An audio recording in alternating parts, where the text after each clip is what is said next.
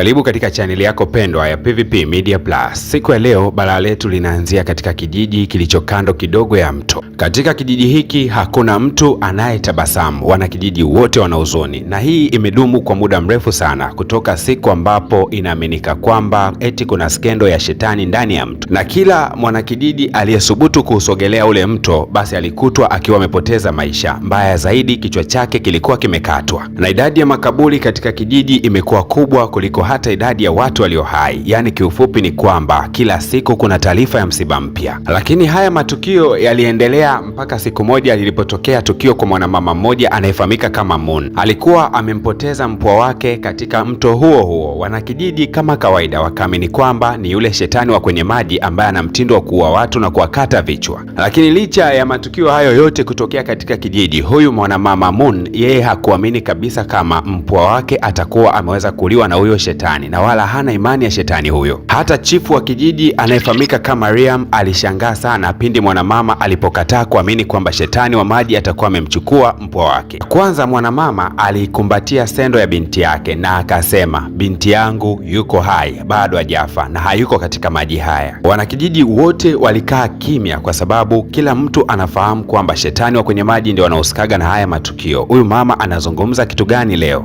Lakini kando kidogo ya kijiji hicho hicho kuna mpelelezi mmoja maarufu sana katika miaka hiyo, alikuwa anafahamika kama Kain. Alikuwa akipita na farasi wake. Hasa ni kama mwamba alikuwa amehisi kiu, akaamua kushuka na kutembelea hicho kijiji. Watu wote wanamjua huyu jamaa kwamba akishikilia kesi huwa haiachii. Wanakijiji wanashuka chini wanapomuona jamaa anaheshimika vibaya sana, lakini aliweza kumuona mwanamama Moon akiwa bize sana katika mlango wa mkuu wa kijiji akihitaji msaada wa binti yake aweze kutafutwa. Lakini walinzi walikuwa wakimtimua bidada tena kwa fujo kweli kweli, na mwamba Kain akapita mitaa hiyo hiyo. Kwa kuwa anaheshimika sana akawatuliza walinzi na akasema, naomba niongee na huyu mwanamama. Ikabidi Kain kumuuliza huyu Moon kwamba kuna shida gani. Moon alieleza kila kitu ambavyo kinaendelea hapa ndani ya kijiji, na jamaa akaamua kuanza upelelezi wake siku hiyo hiyo. Na jamaa shida yake ni moja, akishaanza kufuatilia kesi huwa haiachii njiani mpaka apate solution. Yani huyu jamaa ni hatari na nusu. Kwanza kabisa akamfuata baba yake na bidada Naga, akauliza mara ya mwisho binti yako kufika katika nyumba yako ilikuwa lini? Lakini baba yake anayefahamika kama Piha akasema kwamba binti yangu alikuwa katika umri wa barehe, bila shaka atakuwa alitoroka na mwanaume tu. Na mzee akaeleza wazi kwamba kama binti yake angekuwa ametafunwa na yule shetani katika mto, basi mwili wake ungepatikanika, kwani kila anayetafunwa huwa mwili wake unarudi baada ya siku moja. Lakini hutakaa kuamini kwamba dada yake na huyu mwamba pia alikuwa na uchungu zaidi na mtoto wa kaka yake kuliko hata kaka mwenyewe. Hasa kama kawaida ya mpelelezi wetu, yeye ni mtulivu sana, akaomba kuweza kutembelea chumba cha bidada Naga. Walipoingia walikutana na kama kuna kikombe cha udongo ambacho kilikuwa kimeweza kuvunjika. Mwanamama Muna akasema bidada alikuwa hana uhusiano na vitu vyovyote vya udongo, sasa hichi kiliingia huko chumbani kwake kufanya nini? Lakini Kain alionekana kuto kujali sana kwa habari hicho kikombe kilichoweza kuvunjika, ila akauliza, je, kuna tukio lolote lilitokea kabla ya bidada kuweza kutoweka? Mwanamama Moon akasema kuna siku kadhaa hivi kuna mwizi aliwahi kuvamiaga katika chumba cha bidada Naga na alipambana naye na aliweza kuvunja kikombe cha udongo, na yule mwamba ndo alikuwa ameumia na bidada alikuwa salama kabisa. Na mwanamama Moon akaendelea kusema kwamba kwa kuwa hakuna chochote kilichokuwa kimeibiwa, basi ile kesi haikuchukuliwa kwa serious sana. Mtaalamu na mkongwe wa masuala ya upelelezi anayefahamika kama Kain akaomba kuelekea katika mto ambako inaaminika kwamba sendo ya bidada ilionekanika huko. Akaikagua ile sendo ambayo bidada alikuwa amevaa kwa umakini sana, na akagundua kwamba ni kama kulikuwa kuna mbegu ya mmea fulani chini ya sendo yake. Kain akauliza ni wapi anakopatikanika mganga wa kijiji hiki. Basi moja kwa moja akawa ameelekezwa na akafika huko. Mganga akawa anasema kuwa hii ni mbegu ya mmea fulani wenye sumu sana, lakini mganga akaongezea onyo akisema kuwa kama unaamini kuna mtu atakuwa amemteka ama amemuua bidada nje ya huyo shetani wa maji, basi utakuwa unakosea sana, kwa sababu kijiji kizima kinaelewa kwamba hiyo ni kazi ya shetani wa maji, na muda si mrefu mwili wake utaonekanika ukiwa unaelea katika maji ukiwa hauna kichwa. Lakini mzee Kaini akasema wala sina hisia hiyo kwamba kuna mtu amefanyia mauaji, bali niko nafanya uchunguzi, muwe na amani tu. Lakini mwamba Kaini akawa ameshtuka kwamba kuna mtu ni kama anamfuatilia. Kumbe ni mwanamama Moon alikuwa akifuatilia kila nyendo ambayo Kaini anapita. Na mwanamama akaendelea kusema kwamba ninampenda sana Naga, ndio maana nakosa kabisa utulivu na baki nikikufuatilia kila dakika. Naga aliachwa na mama yake akiwa ni mdogo sana, yani mama yake alikuwa kama vile ametoroka. Lakini baba yake anayefahamika kama Pia hakuwahi kukubali hata siku moja kwamba Naga ni mtoto wake, yani alikuwa anahisi kana kwamba mke wake ilichepuka ili kumpata mtoto huyo, na ndio maana kesi ya bidada Naga kuweza kupotea wala haijamuumiza sana. Yeye anahisi tu atakopo ameenda kwa mwanaume, kwa sababu hakuwahi kumconsider kama ni mtoto wake. Hasa shida ilikopo iko hivi: mwanamama Moon alikuwa hana uwezo wa kupata mtoto. Sasa namna ambavyo alikuwa akimdali sana bidada Naga, mume wake na Moon alikuwa anakasirika sana, akawa anamtolea maneno ya shombo akisema kwamba umeshindwa kunibebea mtoto, unaanza kuleta watoto wa wengine hapa nyumbani. Ikabidi mwanamama kuweza kutoroka na bidada Naga na wakaenda kuishi mbali sana, wakakaa huko kwa muda mrefu. Baada ya hapo wakaja kurejea tena katika kijiji. Mwanamama Moon alimfuata mume wake akamwomba msamaha kwa kupotea kwa kipindi cha miaka mingi sana, miaka kama 18 hivi. Lakini siku ile ile bidada Naga ameweza kurudi katika kijiji hiki, ndio kesho yake akawa amepotea, na hili swala ndio linamchanganya sana Moon. Anahisi huenda Naga atakuwa amejificha sehemu kuhofia namna ambavyo atakuwa ananyanyaswa katika hiki kijiji, ama atakuwa ametoroka. Basi mwamba Kain akaamini kwamba Moon anapenda sana kutafiti na kutaka kujua ukweli juu ya Naga. Akasema kwamba kuanzia sasa utashirikiana na mimi katika masuala ya utafiti. Basi kutokea huo wakati wa mchana zikafika nyakati za usiku. Hapa katika kijiji kuna namna ambavyo wanaishi. Kwanza kabisa, nje ya mlango wako ni lazima uweke ilizi, alafu inafuatiwa na ubani ambao unawaka usiku mzima, kisha unaweka mifupa ya samaki juu ya mlango. Na kuna marufuku kubwa sana, hutakiwi kutoka nje ya nyumba mara tu kiza kinapoingia. Lakini nyakati za usiku mwamba Kaini wala hakutaka kuvunja hizo sheria, naye alikuwa yuko ndani, ila alikuwa akichunguza vile vipande vya kikombe cha udongo kilichokuwa kimevunjika ndani ya chumba cha bidada. Alichunguza sana pale, na mwisho wa siku usingizi ukawa umeweza kumchukua. Sasa mwamba Kain akaota ndoto hii. Ni kama alikuwa akikimbia kuelekea katika maeneo ya mto, na huko alibahatika kuweza kuziona sendo za bidada Naga. Na ile kutazama vizuri, bidada Naga akawa anaonekana ndiye aliyezivaa zile sendo. Ghafla tu kuna mikono ikatoka katika maji na ikamvuta bidada na kumpeleka umbali mrefu. Mwamba Kain alijitahidi sana kuufuata ule mwili, lakini hatua ya mwisho akaibuka na kichwa tu, mwili mzima ulikuwa umekatwa. Hasa akiwa ndotoni akawa anaota kana kwamba kile kichwa aliondoka nacho akarudi nacho nyumbani. Sasa kwa bahati mbaya mwamba anashtuka kutokea ndotoni. Sasa ikawa ni kama vile anakiona kile kichwa cha bidada. Mwamba alishtuka sana, na nyakati hizo za usiku mvua ilikuwa ikinyesha na radi kama zote. Alikuwa na maswali mawili tu. Huyu jamani mtafiti anatafiti mpaka ndoto aliyoota. Akasema hii ilikuwa ni ndoto ya kawaida ama ni ujumbe niliokuwa natumiwa na bidada Naga. Mwamba Kaini akaamua kuanza kufanya utafiti zaidi na zaidi. Kwanza akaamua kuambatana na bidada Moon kuelekea katika kijiji kwenda kuuliza kwa habari ya Naga. Mwanakijiji wa kwanza akasema siku ambayo bidada Naga alipotea ni kama alikuwa na kaugomvi fulani hivi na mtoto wa mkuu wa kijiji. Huyo binti anafahamika kama Tuyet. Hasa bwana mkubwa mpelelezi, yeye anaingia popote pale, anaheshimika vibaya mno. Akaenda moja kwa moja mpaka kwa Tuyet kumfanyia mahojiano katika jumba la mkuu wa kijiji. Lakini bidada akasema sisi tulikuwa tuna mabishano ya kawaida tu, kwani alikuwa ameniletea nguo ambayo haikuwa na rangi ambayo nilikuwa naitaka. Mimi nilikuwa nimemwagiza nguo ya rangi ya blue, yeye akaniletea ya kijani. Hasa bidada Naga hakukubali kupata hasara kwa nguo iliyoweza kukataliwa. Akaenda kuchukua deni lake kwa mwamba ambaye anafahamika kama Tak, mpenzi wa bidada Tuyet. Kwa hiyo kiufupi tu ni kwamba baada ya yale mabishano bidada alikwenda kumtembelea mwamba anayefahamika kama Tak. Kain akaanza kuuliza habari za Tak, akaambiwa kwamba huyu jamani mfinyanzi, yani huwa anatengeneza viungu, vikombe, sahani, vitu vyote vya udongo, na kila kitu ambacho mwamba Tak alikuwa akikitengeneza alikuwa anapenda sana kuacha alama yake. Sasa hii alama inafanana sana na kile chungu ambacho kilikutwa chumbani kwa bidada Naga kikiwa kimevunjika. Kain, mtaalamu wa upelelezi, moja kwa moja akafunga safari akiwa ameambatana na mwanamama Moon kuelekea katika nyumba ya mwamba Tak ili kuweza kumfanyia upelelezi. Nyumbani kwa mwamba Tak kulikuwa na hali ya ajabu sana, kwani kulikuwa kuna utulivu mkubwa mno, na mwanamama Moon akaanza kuogopa. Mwamba Kain akasema nisubirie nje, lakini mara baada tu ya mwamba Kain kuingia ndani ya nyumba hii ya mfinyanzi akawa ameshtuka kana kwamba alikuwa amemwona shetani fulani akiwa anamnyanyasa bidada Naga, afu ghafla akapotea. Na hapa mtaalam Kain akaanza kuambatanisha matukio haya na ndoto aliyokuwa ameiota jana usiku. Akawa na wasiwasi kwamba ndoto inaanza kumtesa akili yake, lakini ile anatoka tu ndani ya kile chumba cha mfinyanzi anagundua kwamba mwamba Tak alikopo yuko nje. Akamnyoshea upanga na akasema na mahojiano na wewe. Lakini pia ukiachana na kazi ya mwamba Kaini kufanya upelelezi, jamaa anapiga upanga vibaya sana, ndio sababu ya kuogopwa pia. Hasa wakati mahojiano yamekolea, mwamba Tak akakiri wazi kwamba aliwahi kuwa anampenda sana bidada Naga na walikuwaga na mahusiano ya kimya kimya, na kuna kipindi alitamani kumwoa bidada, lakini kwa bahati mbaya haikukubalika kabisa katika kijiji. Mwamba Kaini ndio akaanza kukusanya evidence, na hapa akawa ameshtuka kwamba huenda kuna uhusiano mkubwa katika serikali ya kijiji kijiji na wanafamilia katika kupotea kwa bidada Naga. Sasa kama kawaida ya mwamba mpelelezi, anaga mipaka kabisa, akarudi katika kijiji na hapa akamkuta mke wa kiongozi wa kijiji anayefahamika kama Vihang akiwa ameambatana na mtoto wake, na moja kwa moja wakaanza mahojiano. Walieleza wazi kwamba ni kweli walikuwa wanamchukia sana mwamba Tak, lakini hawakusubutu hata kidogo kumuua Naga. Lakini katikati ya mahojiano bidada Tuyet akalopoka jambo moja akisema kwamba Tak ni muongo, hakutaka kumuoa Naga kwa sababu ya mapenzi, bali ilikuwa ni kwa hasira, na hiyo ni baada ya kugundua kwamba bidada alikuwa na ujauzito wake. Hasa hapa mambo yakaanza kuwa na mchanganyiko kidogo. Wazo la kwanza ikawa huenda Tak alimuua bidada Naga ili kuficha asili yake ya kwamba na ujauzito na huyo bidada, kwa kuwa tayari mwamba Tak alikuwa na deti na mtoto wa mkuu wa kijiji anayefahamika kama Tuyet, na mahusiano yake kati yake na bidada Naga yalikuwa yamepigwa marufuku kabisa. Na wazo la pili ikawa huenda familia ya mkuu wa kijiji imehusika katika mauaji ya bidada Naga ili kuhakikisha kwamba mtoto wao anabaki na amani na anakuwa na furaha na Tak. Lakini haya yote yalikuwa ni mawazo tu ambayo yanazunguka kichwani kwa Mwamba Kaini, mpelelezi wa kimataifa. Mwamba Kaini kwanza akaanza kuibua hoja nyingine, akasema na huyo mwizi ambaye alikuwa ameingia chumbani kwa bidada Naga pasipo kuiba kitu chochote kile alikuwa na lengo gani? Mpelelezi akasema inawezekana Tak alimtuma mwizi aende akaibe vikombe na kila kitu ambacho aliwahi kumpatia bidada Naga ili isiwe kama ushahidi pindi Naga atakapokuwa mpoteza maisha. Kumbuka hiyo yote ni akili ya huyu mpelelezi wa kimataifa aliyepita tu kwa bahati mbaya katika hiki kijiji na kuanza kuipeleleza kesi hii. Lakini Mwamba alipokuwa amefuatilia mazingira ya ugomvi wa bidada pamoja na huyo mwizi, ilisemekana kwamba bidada aliweza kumjeruhi huyo mwizi katika eneo la mkono. Kwa hiyo sasa ataanza operation ya kumtafuta huyo mtu, na kigezo ni kimoja tu, mkono ulioweza kuumia. Mtaalamu wetu wa upelelezi anayefahamika kama Kain akawaza atampataje samaki wake. Kwanza akaandaa chambo, akaandaa pete ya dhahabu na bangili iliyotengenezwa kwa madini ya thamani sana. Alafu akaandaa shindano la kuweza kurusha mishale. Utakapoweza kushinda tu basi utakwenda kupata hivyo vitu. Sasa kwa kuwa mwizi ni mtu ambaye ana tamaa na hivi vitu vitahusisha kupata vitu kwa haraka, basi mwizi lazima ataibuka katika mashindano hayo. Na wakati mwizi anashiriki katika hiyo michezo ya kurusha mishale, bila shaka mkono wake utakupo na ile alama ambayo Mwamba anaitafuta, na hapo ndo atajua kwa kuanzia. Kweli kabisa bwana, la mgambo likasikika. Wanakijiji wote wakawa wameitwa sehemu na kuambiwa kwamba leo kuna zawadi kubwa sana kwa mtu yeyote atakayeweza kushinda kurusha mishale. Basi waliibuka vijana wengi sana wakaanza kufanya hayo mashindano ya urushaji wa mishale, lakini mmoja wao kati yao alikuwa na alama katika mkono. Na huyu jamaa anafahamika kama Tong. Ni jamaa ambaye alifukuzwa na mkuu wa kijiji akapelekwa kando kidogo ya kijiji kutokana na matukio yake ya kufanya wizi wa mara kwa mara. Mwamba Kaini kama kawaida bila hata kupoteza muda akawa amemtaitisha jamaa na akamleta katika mapango fulani hivi. Jamaa baada ya kichapo kizito akakili wazi kwamba ni kweli mimi ndio nilikuwa nimevamia katika nyumba ya bidada Naga. Lakini Kaini akauliza, ni nani ambaye alikutuma kwenda kumvamia bidada Naga na ulikuwa una mpango wa kumuua, si ndio? Mwamba aliapa viapo vyote akisema kwamba hakutumwa na mtu yoyote yule. Lakini jamaa aliongea jambo moja la msingi sana katikati ya mahojiano. Akasema ile siku nimevamia kwa bidada Naga kuna kitu cha ajabu nilikiona. Hasa unadhani kibaka huyu aliona kitu gani cha ajabu kilichokuwa kimemtetemesha kiasi cha kuangusha mpaka vitu alivyokuwa ameweza kuviiba? Mimi naitwa DJ Paul na hii ni PVP Media Plus. Kama bado hujasubscribe katika channel yetu hakikisha umefanya hivyo na kugusa alama ya kengele. Na sehemu ya pili hii hapa.